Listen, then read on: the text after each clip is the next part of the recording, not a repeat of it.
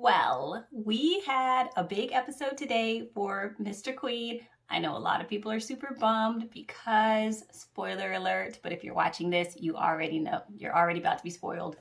Byung-in dies. And I wish he had a better send-off, but we'll talk about that soon. First, I want to talk about my shirt, which is from the KTHREE. The KTHREE designed this shirt. It's called Ajuma's Rule. I absolutely love it. I love these lines that are on the side. I love the feeling of it. It feels really good. If you like this shirt or want to see what else the KTHREE has in their merch shop, the link is in the description to check it out. And also just check out the KTHREE because they're super great. Their takes on the dramas that are coming out every week is outstanding, and I just love visiting with them. The K-Drama Clubhouse is tomorrow. The last episode of Mr. Queen is on the ticket to talk about. Okay, now let's talk about episode 19 of Mr. Queen. The episode starts out with So-young basically running, then being dangled over the cliff by Byung-in. She convinces him that she's still so young by basically saying, I don't know what happened to So-young. I woke up, I was just inside her body. So Byung-in's kind of like, all right, he just accepts it and says, So-young is inside you somewhere. I'm going to help you. He fights off the red guards that are there and they take off running. But they stop in the mountains because the masked eunuch crackhead is in the mountains. He starts fighting them. Byung-in is able to protect So-young and fight at the same time. But this is where those annoying things come in where it's like, So-young, you need to run. Don't just stand here doing nothing. But Byung-in is able to protect them both. However, he does get stabbed. They take off running again and lose the eunuch guy. But Byung-in knows that the eunuch's just going to follow his blood trail. He won't be able to make it. He tells So-young to run off like they used to play hide and seek, count to 10, and I will fight him. So he starts fighting the guy again. So-young needs to run a bit faster in my mind. I'm like, run. But he dies, Byung-in. There's this really long send-off death scene for Byung-in. I wish the fight would have lasted longer, but he dies. So-young is able to run away. It's one of those things where she hides behind a tree. The eunuch tries to find her. The other red soldiers catch up. They try to find her. But she is able to stay hiding behind this tree all night long. That night, she leaves and walks down the mountain in the dark, doesn't know where to go, and runs into the king. Oh, but before that, Byung-in, when he told her to go run away and count to 10, he also gave her the coup letters from the politicians that he was able to secure. So she has these coup letters with her. She runs into the king in the mountains. He's just patrolling and she's happy to see him. They go down to his campsite where he has basically joined the East Study group. She gets reunited with Yeon and reunited with Choi. They have a wonderful reunion and we find out that Choi survived because she kind of slipped, so the sword didn't dig deep enough into her gut. I wish it would have been that telescope that saved her, but maybe tomorrow it'll save her.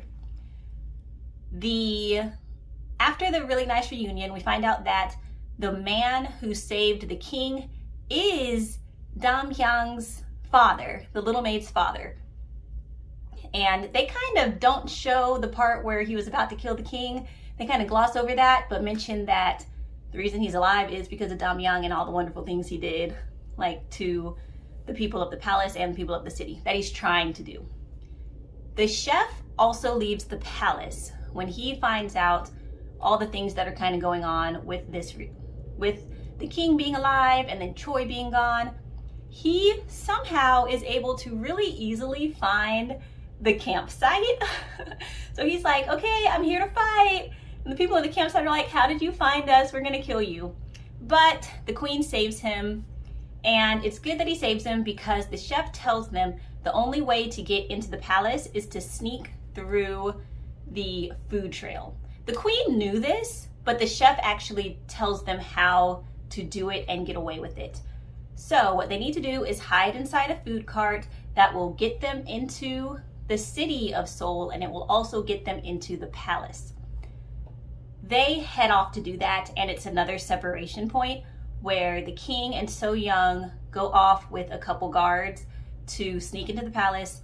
Choi, Yun, and the chef stay behind with Damyang's father and the other East Rebellion people in order to get all the rebellion people together, because they're in little pockets everywhere, to go storm the castle. The king and the queen, there's a cute scene of them hiding in this cart. They are able to get into the palace, but Jwa-gun is there with the red soldiers because the friend was able to live with his red soldiers. He comes out, they check the cart, sees that nothing's there, but Jwa-gun comes out with his sword and he's like, all right, I'm about to check it.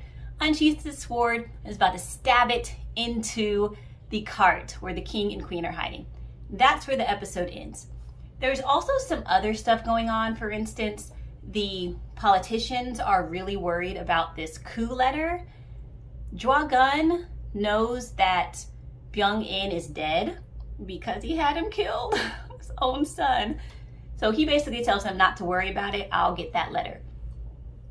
So the politicians are worried about that.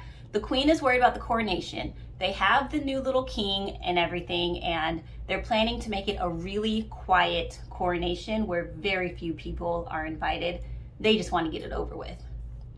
So those things are continuing to happen in the palace grounds, but one thing I didn't mention is that Hwa Jin is going around and putting up these signs around the city saying that the king is still alive and the Kim family is trying to kill him, basically.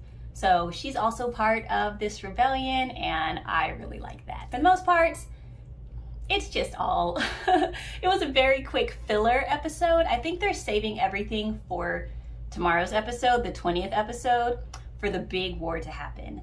And that is what we're going to be looking at in the preview breakdown. The text preview isn't up yet, but I think we'll still post it because there's some fun stuff to look at in the preview if you go frame by frame. That's what we're going to do now. All right, so be sure to check out the K-Drama Clubhouse, which is Sundays at 11 Pacific Standard Time. And this cute shirt that they had made at Juma's Rule, you can buy that on their website. The link is in the description. And I will see you guys on the preview breakdown and tomorrow for another episode.